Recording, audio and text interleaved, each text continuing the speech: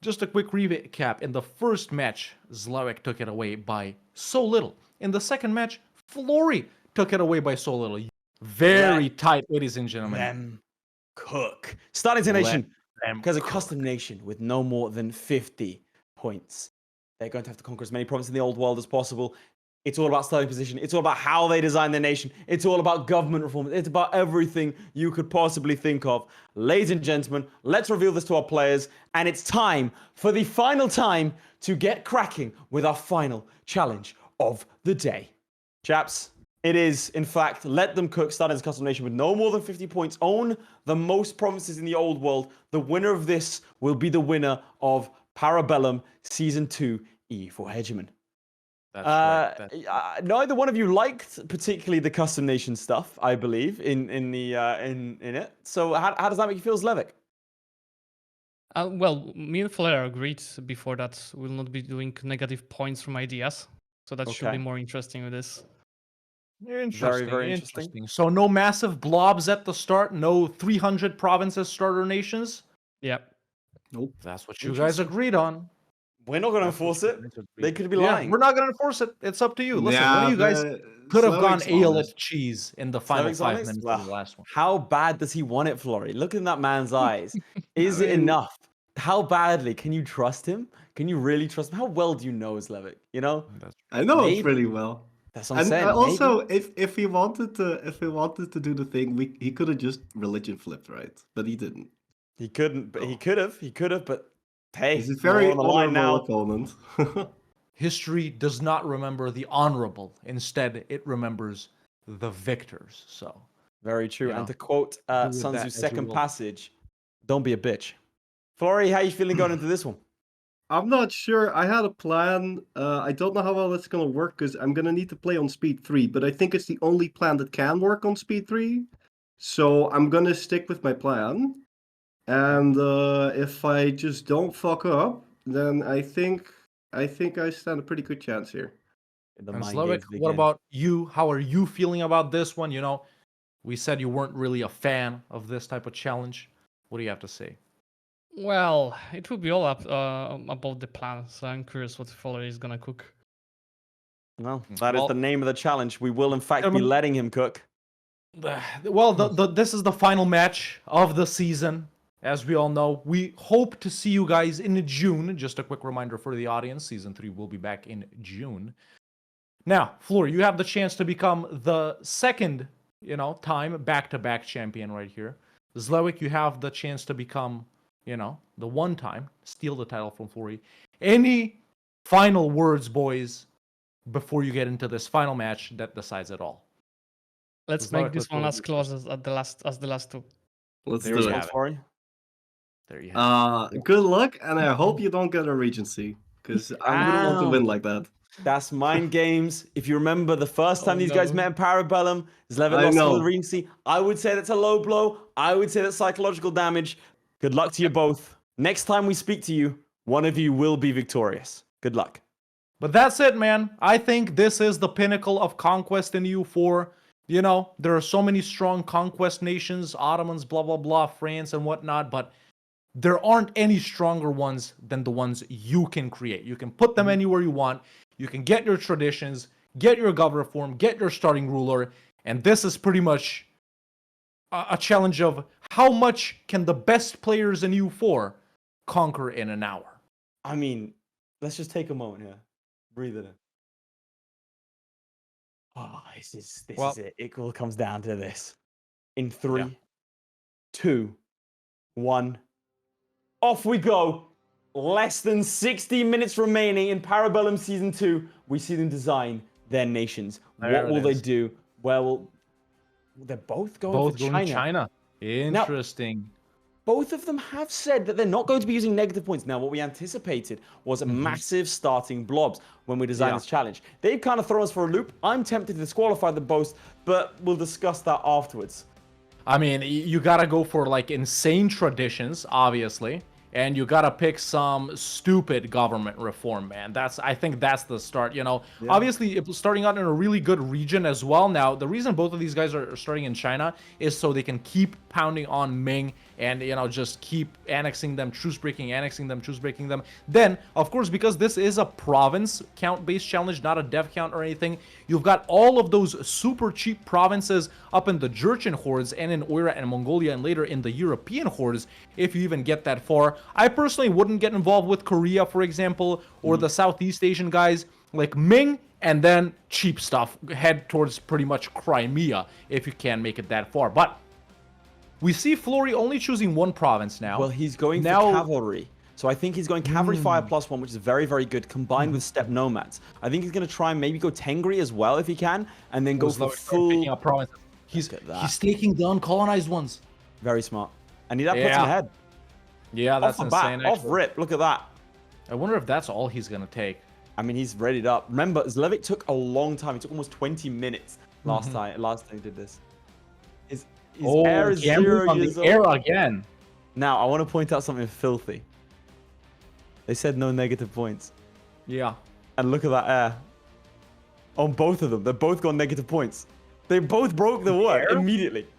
Both of them. They're not doing negative ideas, though. Right? No, they're not got negative ideas, but they've got negative points. I'm calling them cheaters and liars, and they might as well go the full thing. Florry is in the game. So is Zlewikk. Phenomenal at the same stuff. time. 2.5 minutes in. That was insane, ladies and gentlemen.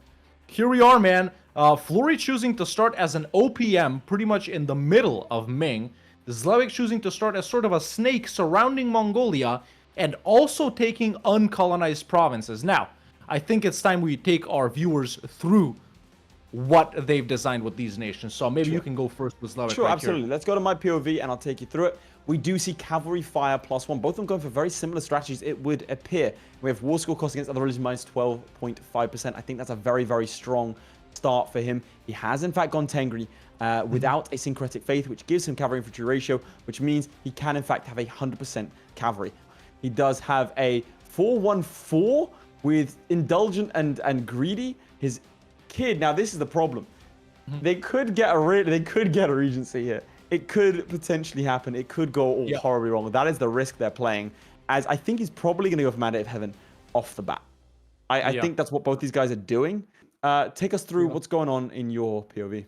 So yeah, going over to Florry's POV right here, ladies and gentlemen, I'm sort of weirded out by some of these picks that Florry's done. So where did those 50 points go, right? This is just his nation, and an insta-deck on Ming, but he's gone with steppe nomads, which is a horde, it's great. And an insta-peace out? What was that? Oh, Ming decked on him. Ming decked on him, and he accepted something. He's not a tributary. No. What? What happened? Let's go to him directly. So, what just happened? What did he do? He's forcing speed 5 right here. He is running pretty fast, even though it drops him down, as we can see. He's currently faster than Zlewikk. His government reform, going back to what he's chosen, he is a steppe nomad, so a regular horde, and for his ideas, he's only taken cavalry fire +1. The rest of it is useless. Like, his other tradition is center of trade upgrade cost, and everything else is stupid, so I really don't see where he's poured in his points. If you're an OPM, you can instant peace for war reps, so he wanted a truce with Ming. Yeah, he is paying war reps to Ming. I can confirm that. 0.34 ducats a month. And now going back to where he uses points, his starting guy, 006 calm guy, air 000, concert 000, bad traits. Like, where did he put his points? The province is not even debbed. It's the gold mine, It's sure. a gold mine, so I think that's where his points are. Then he's also gone for the cavalry fire. Yeah, that's it. Zlewikk has actually taken more territory. In the time it took for that all to happen, he declared war on Solon and annexed them completely. It looks like he's raising their stuff now and is now going to core it potentially to try and get a large tax base. And he declares war on more of these guys on Nikva now. He hasn't become he's actually been guaranteed by Oira. Has he? Very, very nice indeed. That is remarkable. Cool. That's fortunate, has to say the least. I mean, it does mean that Ming is less likely to declare on him. That's true. We're a little bit weirded out by some of these picks that they've done because, when me and Laith did these designers, right? We use negative ideas, and we got like, this much land, pretty much in Europe, Most right of in the Western middle of Europe. Europe. Super high dev tax base, so you can pummel nations hard, This is man. what we were with, thinking with this. We were thinking that's that what they we were were going to thinking. build like massive nations. That's what we and were then hoping. we'd see we were hoping that they'd have like a Ming-esque nation bigger than Ming, right? Yeah. With insane start. ideas, and then they just go mental. And instead, they really turned it. They're not breaking any laws right now, but I do feel like we need to punish them severely. Heisey is actually going to stack wipe Zlewikk. That's kind of Very nasty. So he does have a bit of liberty to declare war and take on these guys. He does have 3 nations he can take, and then it looks like Ming are actually on low mandate currently, and at some point it might trigger this unguarded nomadic frontier. Oh, there's a deck. What's he gonna do? How's he gonna do it? Impossible, surely. No way. He can't do this. That's illegal. That's illegal. Let's see how this conquest versus Ming is gonna go right here. Now, because of our cameras, we can't actually. And why are we kind of lower? I'm kind of. Did you move us down a little bit? bro? What is this? Getting back to it, we can only He's gonna lose presume that right battle. here that mandate is low. We're about to catch a massive is. battle right there in Changsha. That's huge, dude. Cavalry I mean, fire no plus leader. one. That might be stack wipe. Unless, it was a stack wipe. Now, do you think he goes and 23,000. chases? That's big. Very nice. That's That was actually huge. As he gets another massive dub right there in his capital, he is 1 to Zlewick's 20-something. So Zlewikk did start off with quite a lot more provinces than Florry. What was it, like 15, something 12, like that? 12 provinces, yeah. So Florry's aim has to be here, by the way. He does not have that much manpower. He has to keep cracking on. That cavalry fire +1 is doing wonders for him. But he has to make sure he's scorching the earth and getting has the insane. Oh, Nice. I thought this man was insane, but 50,000 dead Chinese might disagree with me. This is phenomenal stuff. Yeah. Let's flip to can we flip to Zlewikk and see how he's going let's over see there. what Zlewick's up to, because Florry still hasn't conquered anything. Now Zlewikk is actually blobbing out, and those Jurchen guys, as we can see, He's fighting Ming. He's gone for it as well. Guys, but there we go. He is in the Ming War as well. They're fighting Ming at the same time. They've not. Either of them hasn't taken a province from Ming, but Zlewikk already has provinces. Now, if we go by, let's say maybe they both conquer all of Ming, and that's it. Obviously, Zlewikk wins, right? Zlewikk does win in that case. Do you think both of our players are doing Mandate of Heaven? Surely. Maybe Florry isn't. What, you think it'd be better? Mandate so they get courtesans? No, I'm saying for the war, for the Casabella, I think it might have been 5-5-4 is an air. It might be better for Florry to have picked, and maybe he's done this, to have picked the Steppe Nomads one, because I think that is show superiority. And he's definitely going to get superiority over the Ming. Getting to Beijing before his province gets sieged, impossible. But he can get 65% war score from just Barcelona. Can we flip to him actually and we'll have a look? Oh yeah, he's already at 32%. Lone maxing, as we pretty can see, big. ladies and gentlemen. About 40 minutes, almost 40 minutes. Yeah, but the problem is he doesn't have any troops. Oh, no, he does have troops. He's getting some mercs out now, right? Yeah, he's got the young Ning warriors Just right allergic there. to good EU4 gameplay, and I think we're about to see some. Yeah, that's true. It is fitting that we see them side by side in pretty much the same war. Zlewikk merked up a lot more heavily than Florry is. Florry only has one merc company up. The rest of it is regular army. No manpower also. Zlewikk does have manpower. Can we flip to Florry? I want to see what he's going to do. He's going to he's doing the peace deal. He's doing the peace deal. No way. Okay, actually, wait, Money only claiming 2 the mandate. provinces? He's claiming the mandate. So he's gonna get cores on all of Ming, pretty much. Yeah, there you go. But they could have. Can you not start as a Chinese kingdom then? So you don't have to do this war? Well, the fun part of this is that I can actually load up EU4 and I can show you. This is the advantage of not being in the same game. There we have it. There we have it. So as we can see, Florry here has taken the mandate. He's going to proclaim dynastic name for some other bonuses right there. With those money in his pocket, with those loans paid off, with these mercs merked up, with the eunuchs castrated, and the mandate of heaven bestowed upon him, he will show superiority by unifying China. Now look at this. And what does that do? As soon as he occupies any province in the region of China, he instantly gets a core on it. So he can keep taking max provinces for free from Ming here in these following wars. My only question is, couldn't they start just as a Chinese kingdom and have those cores, straight from the bat? Flurry continues to murk up. Let's see what Zlewick's up to in the meantime, Midge, if we can flip to Zlewikk directly right here. See how his war versus Ming is going. So he has pissed out Ming as well. Continuing some regular minor wars, as we can see, Tribal Feud versus some of these guys are looking too. He has not stolen the mandate, as we can see. He's only taken Beijing, so even though these guys are fighting the same nation, we can obviously see that they are doing different strategies. Zlewikk is obviously in the lead right now, almost halfway into this challenge, ladies and gentlemen. He is behind on years, but that's because Flurry was speed 5ing at the start. So there you go. There's a deck on, what were these guys called? Korchin. Ming is in this war as well. What Zlewikk can do is reset his truce with Ming, perhaps, or even take more provinces from them in this same war. Midge, if you would be so kind, can you go ahead and show off this? So I'm looking at Henyang, right, over here. This is similar. So I managed to get 226. We've got less than the province count, and you can in fact start as a Chinese kingdom. Now, the problem with that is that I think they both wanted hordes to be able to guarantee fighting the Ming, which is why they took the cavalry fire. So they could have gone Chinese kingdom, but it might have impacted them a bit here. If I quickly show off the steppe nomads over here, where's nomadic? Nomadic start with the best cavalry in the game. And steppe nomads, you start with movement speed, you start with separatists, you start with land, like manpower modifier. It's really good. Cavalry infantry ratio, so they want 100% cavalry, 100% cavalry armies. If you don't mind flipping to Zlewikk, 100% cavalry armies. Cavalry fire, making it super powerful. People asking why more shock than cavalry than fire. I don't actually know that. I think fire does more damage. But And there we have it. this is the advantage of us drop it out. We can just look at this And be surprised. Now, I don't think everything is occupied by him, man. I think Oirat's got occupation on a lot of those things. Because from where I'm standing, I think some of those lines aren't the same shade of white. Zoom in and enhance. Yeah, there's Oirat out. Yeah. Damn, that's actually really bad for him. Yeah, Oirat took a lot here.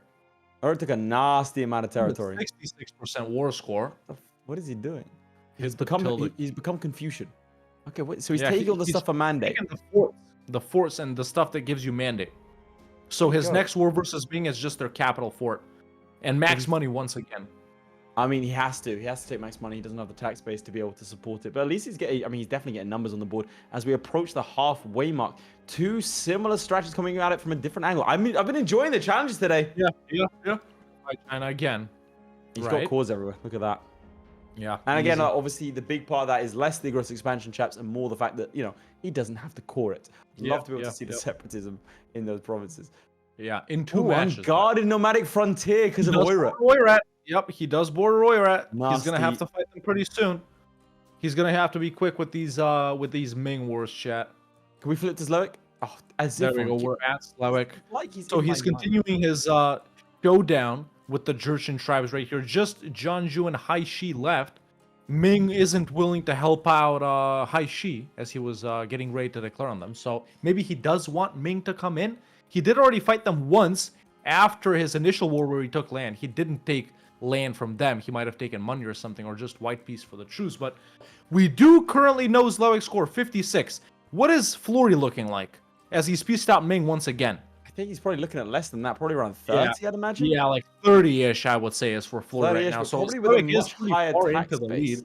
All of these wars versus Ming are just so fast, ladies and gentlemen. As soon as we flip to this POV, we saw Flurry piecing out and taking all of that land. Now he's just refull annexed Ming.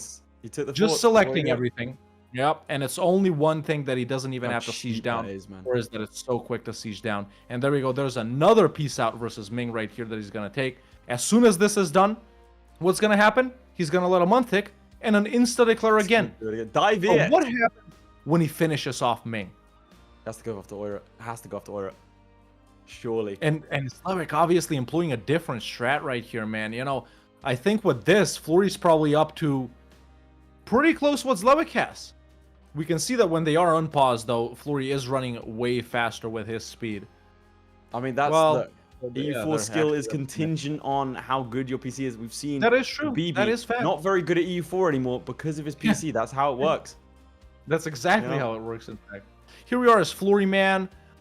He's taking down Ming once again, declaring on a Daviet tributary instead of Dai Viet directly, to not drag in Ming along with Dai Viet, because, you know, separate wars versus them. This is a conquest war versus Dai Viet. I'm pretty sure of that he is, you know, started considering blobbing out of China only because sooner or later he's gonna get Ming done, man. We're 25 minutes left. In about 5 minutes, Ming is gonna be done, so he has to start pushing into Southeast Asia, guys, into Oirat, especially because Unguarded Nomadic is still ticking. He's probably gonna have to go into the Jurchen, guys. With Korea, I wouldn't bother because they're too annoying. And yeah, it's like one more war with Ming, man. Anyway, we'll crack on with what we're talking about here. Can we go back to Zlewikk? I want to see what his strategy is, because right now we see an Oirat declaration and a Ming declaration for oh god, he's gone off to Korea. Now, we did say we didn't want to see anyone go after Korea because that is a level 3 fort in Korea. Very nasty. And their provinces are so high def is the thing. Takes way too much time. I'm wondering why he's not decking on Ming because he's waiting for Mandate of Heaven. Yeah, he has a truce. He made a mistake not doing it first war, man. Ming is actually being destroyed by various hordes now, which again is bad for him. We're gonna have to see Zlewikk. I mean, Zlewikk is a last-time merchant, but he can take so much from Korea here. That's insane. Florry, in the meantime, has pretty much wrapped up Ming right here, ladies and gentlemen, just leaving them with stuff that's outside of China, so he doesn't get cores on those. Yes. He is fighting Oirat. He has stopped the Unguarded Nomadic Frontier disaster, and the best part, he will get cores for free on all of the Oirat provinces that are located in China. But of course, China, I don't think will be enough. Zlewick's not in China, and it's concerning. Yeah, he does have a lot of provinces behind, but I think Florry is probably ahead at this point. Florry now doesn't have the resources as much to be able to push beyond China. I would say that's the only saving grace that Zlewikk has. But Zlewikk does need to get a move on. He does need to start heading out into China. He definitely maybe needs to see a truce break or two. We were confused at the start. This was a very clever strategy over here by Florry, and we do see the Ming deck. We do see him into China, a very weak China, and unfortunately for him, a China that appears to not be piecing out with. Is that Chagatai? Yeah, it's gotta be Chagatai. Yeah. They don't usually blob out this way, no. And a powerful Chagatai is so annoying. So he is gonna have to deal with them sooner or later. But yeah, bear in mind he has no loans as well, so we are not seeing. We're not seeing Zlewikk at his max. We're going to see a much weakened China, and I would assume that he's going to slam into him again and again. Do you think Zlewikk has time to do what Florry just did? I think he does. He's in a stronger position than Florry. In terms of he's in a stronger base position in terms of to conquer China with. So I think he can do it a lot faster than Florry. We saw how quick Florry did it when the forts were taken. So it does depend how much Chagatai takes. If they take 1 or 2 forts and Zlewikk can nab the rest, then he is in a phenomenal position to start tearing them apart. But I have to say, it's unfortunate that Ming aren't piecing out to Chagatai. I'm surprised because I can't imagine that they want too much. Yeah, it's strange. We need to see that peace deal. Obviously, he's gonna have to face off versus Chagatai as well, chat, if he does end up wrapping up Ming, just like Florry is doing with Oirat. And Zlewikk is going to have to go again against Oirat as well, because we can see some provinces up there in North China poking out, you know, jutting out into Ming right here. So, yeah, first war always going to be the most annoying, especially with these Ming rebels spawning all the time. There we go. Chagatai's done. Chagatai's done. Yeah, it didn't even take that much. 2 or 3 provinces from what we can see right there. So he needs 50, is it, to claim the mandate? And then from there, he can do the same thing of unifying China over and over and over again. Yeah. And there you go, another piece out. Look at that. And they have taken, I think, one of the forts in the west. They've done him a solid there.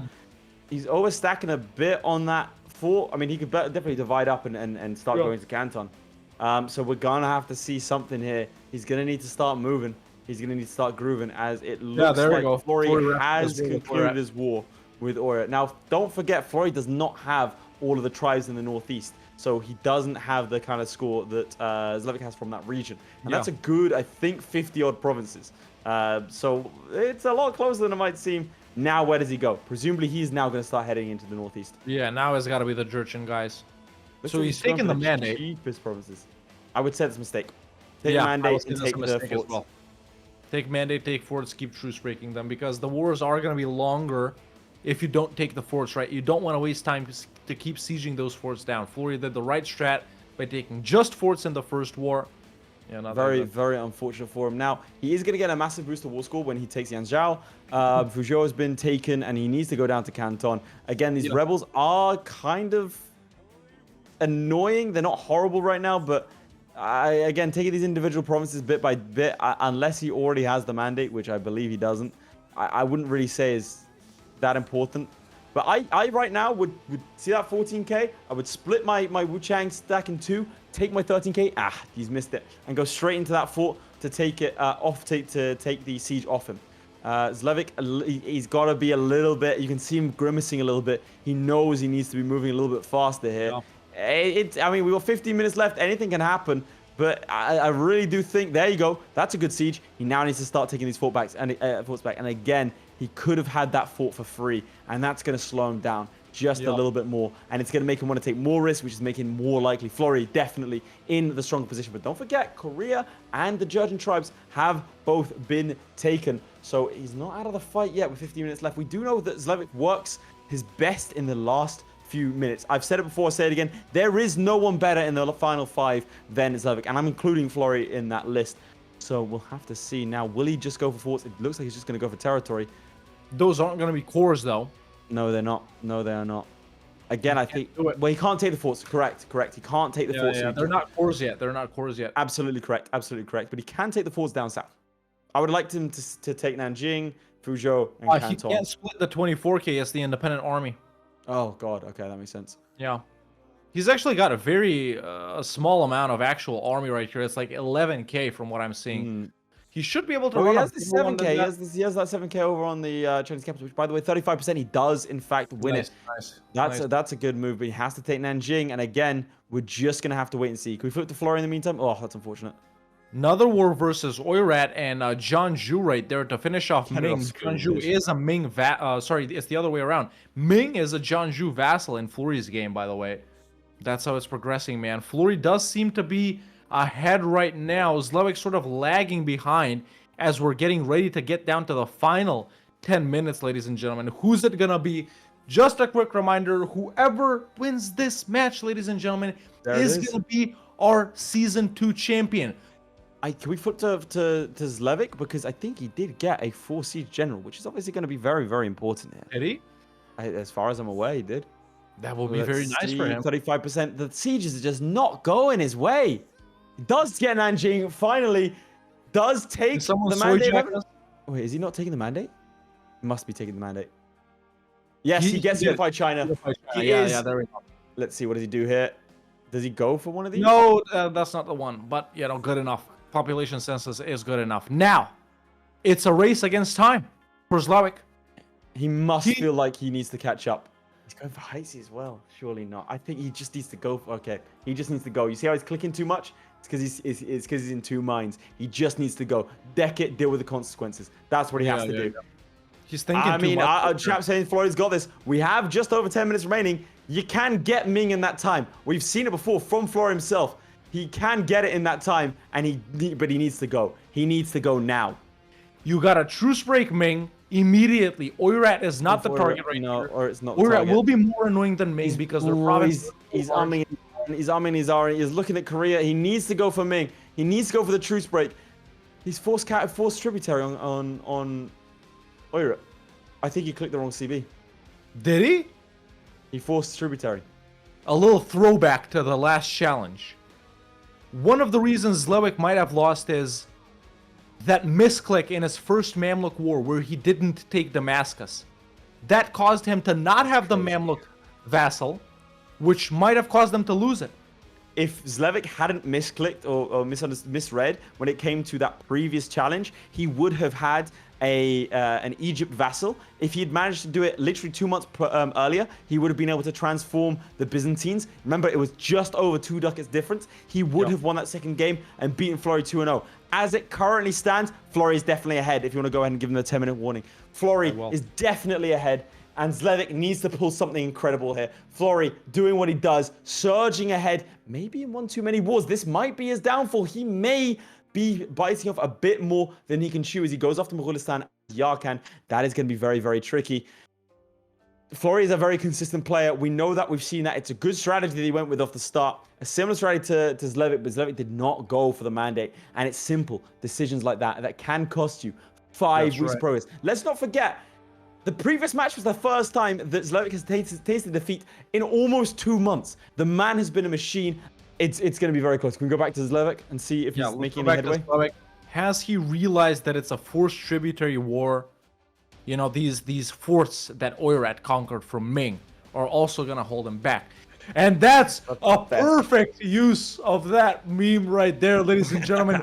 Caught in 4K or 240p, I should say. That's the best thing I've ever seen. That's one of the best memes. If Zlewikk loses this, that is a meme he will never forget. Bro is going to get memed on forever. Bro is going to get memed on with that specific meme forever. I just want him to know that. But there we go. Continuing his forced tributary war versus Oirat, by the way. It's just, I think, man, this is the first game of the season. And honestly, the first one we can critique Zlewikk in. Honestly, the first one we can say, he did that wrong. He shouldn't have done that. There are misclicks, like last time with Damascus. That's not something really to critique. It's like, But this, I think, this might be a strategy failure as well.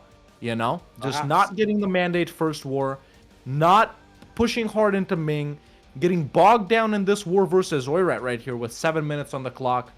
He's looking at now he's got to know his tribute. Yeah, there you go. He noticed it. Yeah. You all saw it in his face, chat. That little, little smile that says, "I fucked up." And that's it. He ends the war with Oirat, ladies and gentlemen. Makes them give some stuff back to Ming as well. Oh, it's a shame that he's coming in this. Like, he's been on fire this season. We were talking in the interim between game 1 and game 2. We thought Zlewikk had this. We really thought Zlewikk had this. We even thought Zlewikk had this in the previous match. Yeah. But that Damascus, not taking Damascus, and not ALEting the Mamluks due to that, and then the final not ALEting Biz, and now this. Here it is. A last hurrah for the Polish Prince. A man, a giant amongst men. All season has been phenomenal. Let's see what numbers he can put up on the board. Let's see what kind of damage he can do. Let's not forget 5 minutes is a long time. I will not oversell it, but you saw how quickly Florry was able to do what he did. He definitely did it in about 10 minutes. Zlewikk to do that is going to have to be twice as fast. If he's able to get all of China, then he will beat Florry, but it is a tall order. It is going to be a problem, and it might be too much for a man who, frankly, has been infallible up until these final 2 games. Remember that first game of Florence? Literally perfect. It was so good, it was basically just a Florence game. And now we're starting to see shades of the old Zlewikk. Look at this. Look how quick this game plays. 35% within a minute of attacking the Ming. There are signs of life in our old boy. And Florry is, in fact, in the meantime, made it all the way to Uzbek. Now, gentlemen, no matter what happens, no matter who takes it, we want to thank them for bringing this entertainment to us. So we can really raising the bar this season from both of them. They've both been phenomenal. They've both been incredible participants. You know, you love them. We are confirming season 3. I have no doubt in my mind both of these guys will want to return. That's right. Look at this. I mean, this is a very good performance by Florry, capping off a resurgence. I mean, since his loss to Zlewikk, he has been on a tear. You can't say the man has made a mistake, really. No. I mean, he was shaky early on. Maybe he got cocky. Maybe he forgot exactly what he was fighting for. Against Playmaker, potential. I mean, Playmaker fought 1 war and almost beat him. Playmaker probably should have beaten Florry there. That was a very close match. Did lose to Zlewikk and then decided something has to change. Something cannot. Things cannot keep going like this. Something has to give. And so we do see a resurgent Florry ready to defend his crown. Look at that. Still phenomenal from Zlewikk. Hang on a second. Hang on a second. Let's not forget how much territory he has in the Northeast. There are signs of life. This might be a lot closer than you might think. There he is. He goes again. Remember, there is no one better in the final 5. There is no one more competent than him in the final 5. He has taken the forts. He could take all of China. He could. He could. No. This could actually be really close. Yeah. We got to remember, Zlewikk has a lot of provinces where Florry doesn't. Yes. Right? There's so many provinces in Manchuria, and also let's remember, Zlewikk started off with provinces that are uncolonized at the start. So Zlewikk has provinces that there's no way Florry can get. If Zlewikk can piece this one out and do another one, I think he'll do it. I think we'll have a game on our hands. I think you could. I mean, he's close. We can't quite see the war exhaustion, but it is very, very close. We went into the final 1 minute 30. Ladies and gentlemen, we have a game. We wrote him off. Now, don't forget, he is going to get a good score. Like, Florry's going to get a good number of provinces from Uzbek, but he doesn't have Korea. He doesn't have the Jurgen tribes. Now, Zlewikk knows it's closing in on the time he has left. He knows he has to take risks. That's a good score. But look at that. All those one little stretch. That's something that Zlewikk already had. And he does peace out. He doesn't have the Jurgens. Is it enough? This is actually going to be super close. I didn't realize he didn't take the Jurgens. I thought he had. Might call it. This is going to be ridiculously close. One peace deal, and it could be there. He's going to get the... Oh, no. Why aren't they piecing out with him? Florry's This is going to be close. This is going to be close. He's left. Let's go to Zlewikk. Let's go to Zlewikk directly. That's Florry's score. Locked in, locked and loaded. Now we're going to go to Zlewikk and see what he's doing for the final 30 seconds, Mitch. There we go. There we go. Peace out versus Ming. Taking a lot. He can take a lot more. He's only at 69% war score. Nice, ladies and gentlemen. He gets 57%. 87, nice. It's -4. That's a big score. That's a big score. There we go. That's a big score. He's going to show it to us for a second. I didn't see it. I think he's done as well. I think he is done. I think he is done. Phenomenal stuff. A fantastic, fantastic resurgence there. Look at those provinces in the northeast. This is actually going to be close. This is going to be close. Okay, I'm going to go ahead and ask them both their score. And I'm going to know it, and I'm going to tell you. Incredibly close. I mean, that is phenomenal stuff from both of our passes. Again, we wrote off Zlewikk. Bear in mind, if he didn't do that oil war and that war was done earlier, I think it's a guaranteed win. I really think it's a guaranteed win if he gets there earlier. That is terrifyingly close. It could be just that one war. If he did unify China on Oirat, he could have taken those provinces. He could have taken those provinces as cause instead of forcing the truce.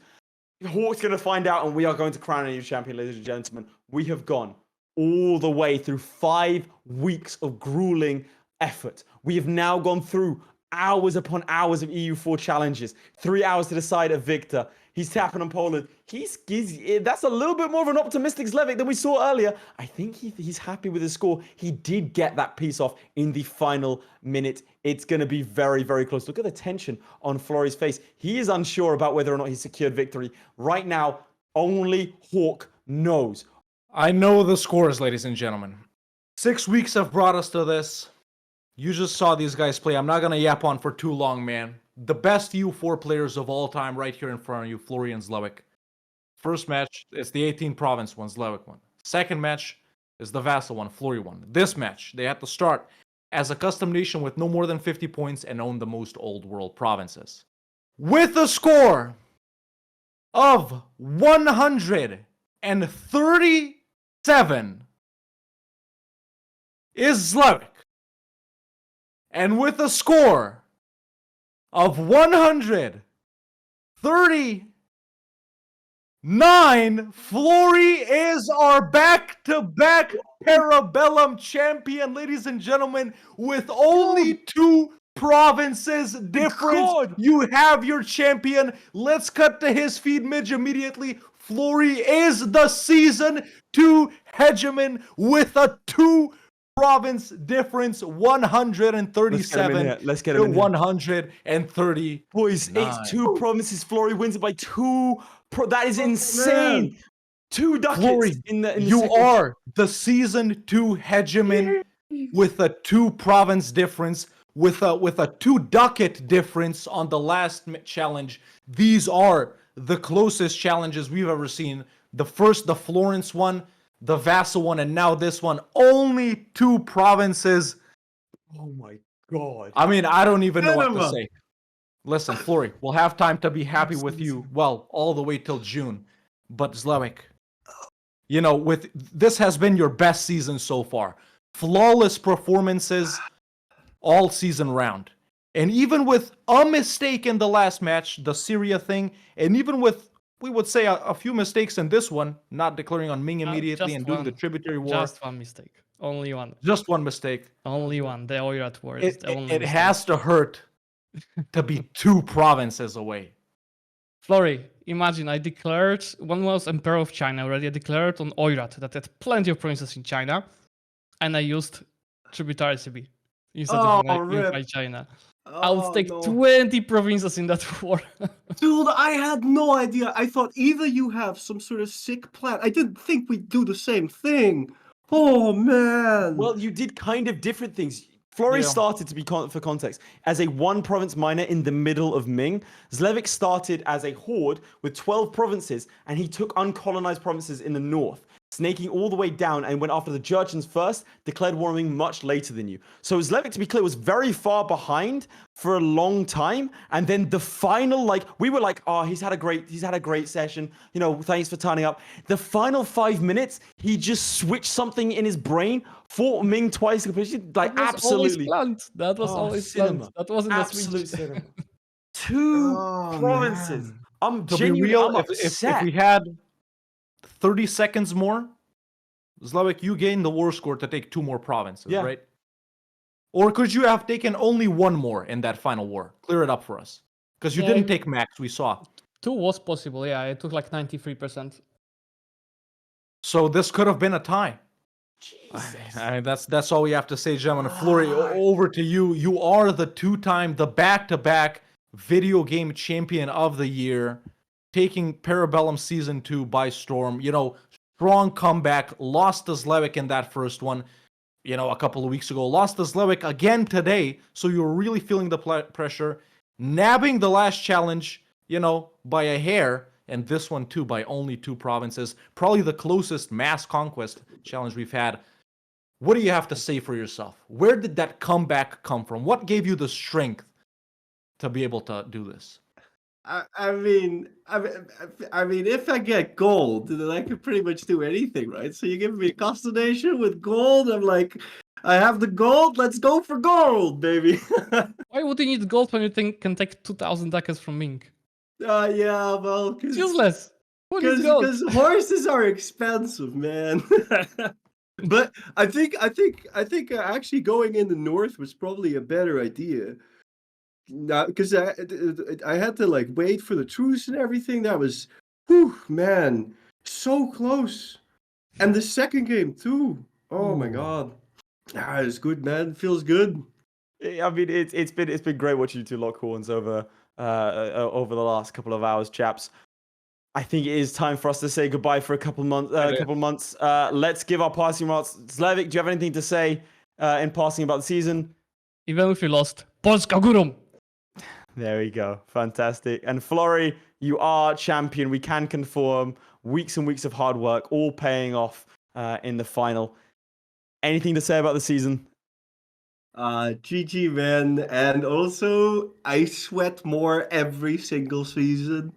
So there is gonna be a time where I lose. This, like, it has to happen. But that day is not this day. Not a drop of sweat, Florry. Not a drop of sweat. Not a drop of sweat. Yeah, I'm sure. Today is not that day. You hear it first. That's the motto for this season. And that is a wrap. Gentlemen, thank you so much. We will see you hopefully in 3 months' time for season 3, where Florry, you will defend your crown again. And Zlewikk, we cannot wait to see you attempt to take it from him. Congratulations, and we'll see you next time. Thanks, guys. GG, man. GG.